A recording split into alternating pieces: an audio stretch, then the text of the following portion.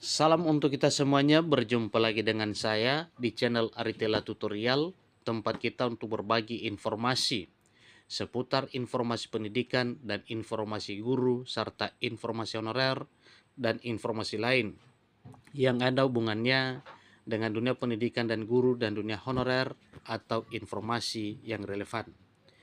Pada pertemuan ini saya menyapa Bapak Ibu honorer setanah air yang sedang menantikan kapan jadwal pengangkatan menjadi ASN P3K sebagaimana amanat dari Undang-Undang Nomor 20 Tahun 2023 tentang manajemen aparatur sipil negara.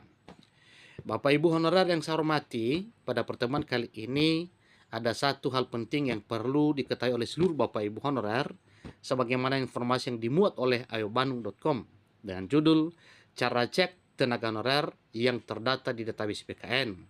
Hanya 3 langkah saja. Bapak Ibu, apa kira-kira langkah ketiga tersebut?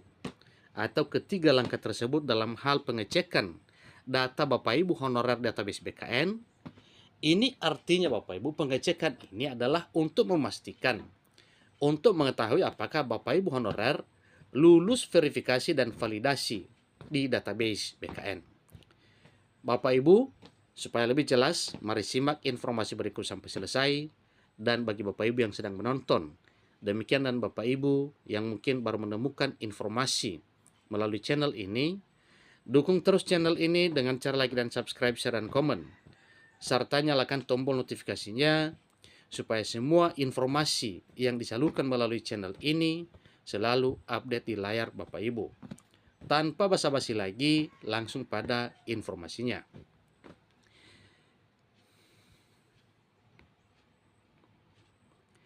ayobandung.com memuat informasi terbaru tentang cara melihat tenaga honorer yang terdata di database Badan Kepegawaian Negara atau BKN.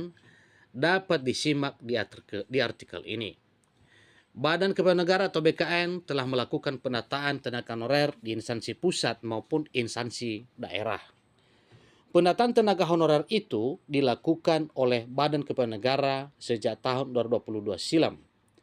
Ketentuan mengenai tenaga honorer yang didata oleh BKN diatur melalui surat Menteri Penanggulangan Aparatur Negara dan Reformasi Birokrasi, dalam hal ini Menpan RB, dengan surat nomor B garing 1511 garing M.SM 01.00 tahun 2022 tentang pendataan tenaga non-ASN di lingkungan instansi pemerintah, baik instansi pemerintah pusat demikian dengan instansi pemerintah daerah. Dalam surat tersebut dijelaskan syarat tenaga honorer yang dapat didata oleh BKN. Salah satu syaratnya adalah tenaga honorer yang terdata merupakan ex-THK 2 dan atau pegawai non-ASN yang bekerja di instansi pemerintah. Selain itu, tenaga honorer yang akan didata menerima honor dari anggaran pendapatan dan belanja negara untuk instansi pusat dan anggaran pendapatan atau belanja daerah, ya, atau APBD untuk yang bekerja di instansi daerah. Sehingga tenaga honorer yang diberi upah melalui mekanisme pengadaan barang dan jasa, individu ataupun pihak ketiga tidak termasuk tenaga honorer yang harus didata oleh Badan Kepegawaian Negara atau BKN. Syarat ketiga tenaga honorer dapat didata di BKN adalah diangkat paling rendah oleh pimpinan unit kerja dan telah bekerja paling singkat 1 tahun pada 31 Desember 2021 yang lalu. Syarat terakhir tenaga honorer tersebut berusia paling rendah 20 tahun dan paling tinggi 56 tahun pada 31 Desember 2021. Tenaga honorer yang telah memenuhi syarat tersebut langsung didata dan masuk ke database Badan Kepegawaian Negara atau BKN. Jadi berdasarkan laporan terakhir dari BKN, tercatat sebanyak tinggal 1,7 juta sekian data tenaga honorer yang telah masuk ke database BKN. Data tersebut selanjutnya divalidasi dan verifikasi atau verval sebelum pengangkatan P3K 2024 dilakukan. BKN bekerja sama dengan BPKP dalam melakukan verval di mana ada 1,7 juta sekian tenaga honorer.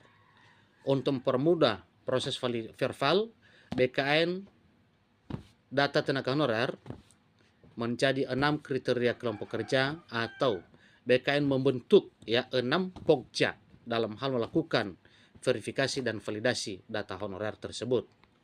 Di mana keenam kelompok kerja itu yaitu honorarium dalam arti pendapatan honorer per bulan, kemudian surat keputusan pengangkatan dan masa kerja, artinya SK pengangkatan honorer, di mana sejak terangkat sampai seterusnya tertera atau bisa dilihat masa kerjanya. Seterusnya, usia sebagaimana syarat usia yaitu minimal 20, maksimal 56. Kemudian jabatan. Jabatan dimaksud Bapak Ibu, apakah jabatan honorer adalah tenaga teknis, apakah jabatan fungsional guru, dan jabatan fungsional kesehatan atau nakes. Berikutnya Bapak Ibu, tingkat pendidikan. Tingkat pendidikan itu mulai dari jenjang, misalnya SD, SMP, SMA, diploma sampai sarjana. Kemudian serta surat pernyataan tanggung jawab mutlak atau SPTJM. Jadi BPKP bertindak sebagai tim quality assurance tim quality assurance untuk data tenaga honorer sesuai kriteria honorarium. Sedangkan BKN bertanggung jawab memverval data tenaga honorer sesuai kriteria surat keputusan pengangkatan dan masa kerja, usia, jabatan, tingkat pendidikan, serta surat pernyataan tanggung jawab mutlak atau SPTJM. Lantas bagaimana cara mengecek data tenaga honorer yang masuk database oleh BKN? Ya, artinya bagaimana mengecek Bapak Ibu honorer yang terdata di BKN. Jadi sebelum melakukan pengecekan, pastikan Anda sudah memiliki akun pendataan tenaga honorer pada tahun 2022 yang lalu. Apabila sudah memiliki, Anda dapat mengecek nama dan status pendataan tenaga honorer. Bila belum, tentunya tidak bisa Bapak Ibu ya, karena Bapak Ibu tidak memiliki akun. Berikut cara cek pendataan tenaga honorer tahun 2024. Pertama, ketik dan buka laman pengumuman non-ASN bkn.go.id atau pengumuman. Yang kedua, jika sudah login, pilih instansi yang Anda inginkan. Langkah berikutnya yaitu klik pengumuman.